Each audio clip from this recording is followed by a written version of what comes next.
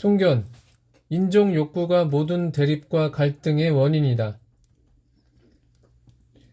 동아시아 버전의 인종 투쟁을 집요하게 주장했던 순자의 최고 라이벌은 누구였을까?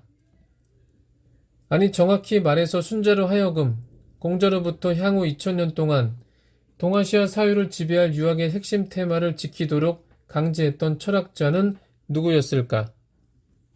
그가 바로 송견이다. 물론 그것은 송견이란 철학자가 인종투쟁 자체를 무력화시키려고 노력했기 때문이다.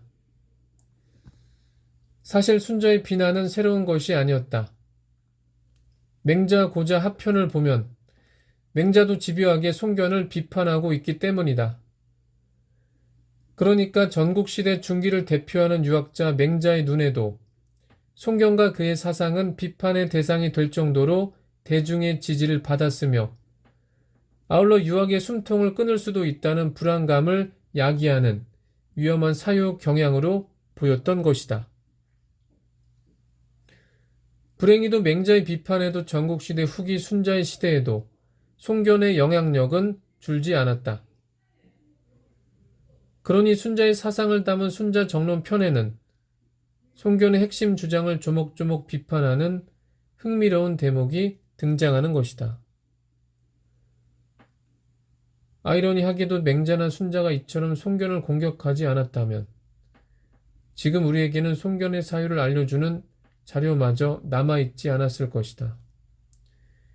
이제 순자가 전해주는 송견 사상의 핵심을 음미해 보도록 하자. 송견이 말했다. 모욕당해도 치욕으로 생각하지 않아야 한다는 걸 밝히면 사람들이 다투지 않도록 할 수 있다. 사람들은 모두 모욕당하는 걸 치욕으로 생각하기에 서로 다투는 것이다. 모욕당하는 것이 치욕이 아니라는 것을 알면 다투지 않게 될 것이다. 맹자나 순자가 인간의 본성이라고 하는 인정 욕구는 영욕이란 사회적 평가와 밀접한 관련이 있다. 송견의 사회 심리학적 분석은 단순하지만 그만큼 강렬하다. 사회적인 인정을 받을 때 인간은 고대하던 영예를 얻게 되고 행복을 느끼게 되는 것이다. 문제는 사회적 인정은커녕 모욕을 당할 때 우리의 인정 욕구는 여지없이 좌절된다는 데 있다. 이럴 때 영예를 꿈꾸던 사람에게는 자신이 가장 피하고 싶었던 치욕이란 주홍 글씨가 새겨지게 된다. 그리고 이어서 자신을 모욕했던 타인에게 강한 적개심, 나아가 복수심을 품게 될 것이다. 마침내 자신을 모욕했던 타인과 목숨을 건 보복행위가 시작될 것이다. 모두 유학자들이 긍정했던 인정욕구, 나아가 인정투쟁 때문에 발생하는 것이다. 원인을 알았으면 해법은 간단하지 않은가? 인정욕구 자체를 거부하는 것이다. 누군가 모욕을 가해도 치욕으로 생각하지 않아야 한다. 어떤 행동이 영예로운가 아니면 치욕스러운가 여부는 개개인이 아니라 특정 체제가 규정하는 것이다. 그래서일까?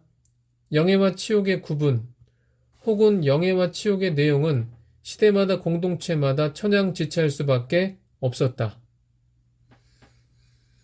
그래서 모욕을 당해도 치욕으로 여기지 않아야 한다는 송견의 주장은 매우 혁명적이라고 할 수 있다.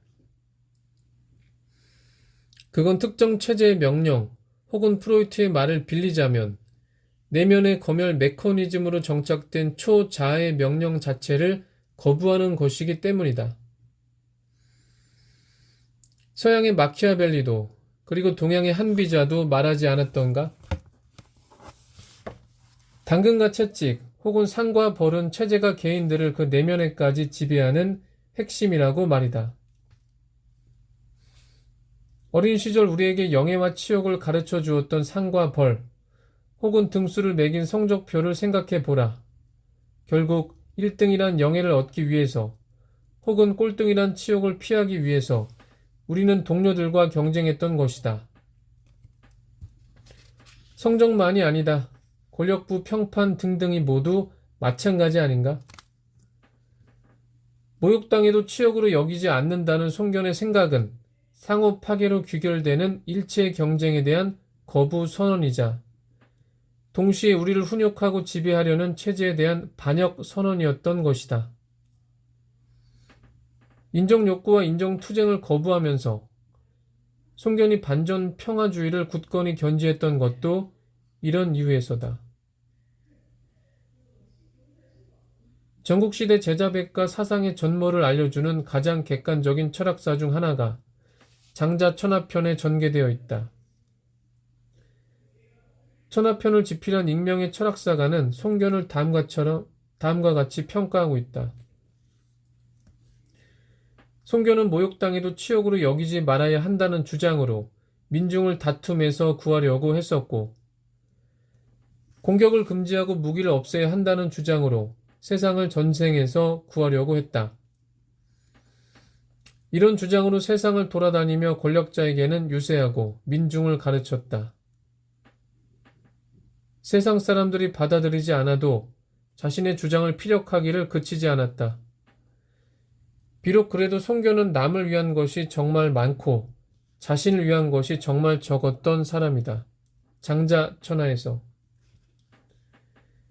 자본주의가 발전한 뒤 전쟁은 기본적으로 자본이 자신의 침체로부터 벗어나려는 맹목적 충동 때문에 벌어진다. 인간과 죄와 등을 전쟁의 용광로에 집어던져서 이윤율 하락을 근본적으로 재조정하려는 것이다. 그렇지만 자본주의 이전 시대의 전쟁은 공동체의 생존을 위해서 약탈을 자행하는 것이 아니라면 대부분 군주의 명예욕, 그러니까 자존심 때문에 벌어지는 경우가 많았다.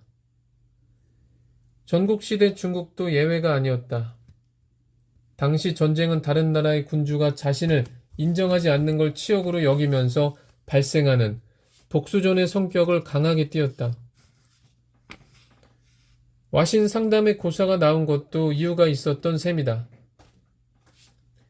패전의 수치를 잊지 않기 위해서 어느 군주는 뗄나무에서 잠을 잤었고 다른 군주는 쓰디쓴 쓸개를 핥았다는 이야기다. 그러니까 개개인들 뿐만 아니라 군주들까지도 인간의 인정 욕구를 증폭시키는 기존 가치체계의 지배를 받고 있었던 것이다. 저작거리에서 갈등을 일으키는 민중에게나 대규모 사륙전을 감행하려는 군주들에게 송견은 모욕을 당해도 치욕으로 여기지 말아야 한다고 가르쳤다. 한마디로 말해서 타인들에게 인정받아야 한다는 내재화된 체제의 명령을 극복하라는 것이다. 송견의 말대로 인정욕구에서 벗어나는 순간 당연히 타인에게서 인정받고 존경받으려고 가장 높은 곳 혹은 가장 앞선 곳에 서려는 인정투쟁은 사라질 수밖에 없다. 송견은 자신의 가르침이 받아들여질 때 전쟁을 감행하거나 군비를 증강하려는 의지 자체가 사라질 것이라고 확신했다. 그렇지만 경쟁과 전쟁에 몰입했던 대부분의 사람들은 먼저 무기를 놓지 않으려고 했다. 상대방이 무기를 놓지 않는데 자신부터 무기를 내려놓기가 두려웠던 것이다. 무기를 먼저 내려놓는 순간 경쟁 상대에게 공격을 당할 수도 있고 끝내는 삶이 치욕적으로 마무리될까 두려웠기 때문이다. 부국 강병의 논리가 힘을 얻던 시절, 그래서 대규모 사륙전에 피비린내가 풍기고 있던 시절, 송견은 바람에 넘어질 것처럼 위태로웠던 반전 평화주의의 기치를 초인적인 힘으로 외롭게 붙잡고 있었던 것이다. 치명적인 인정투쟁에 빠지지 말라고 절규하면서 말이다.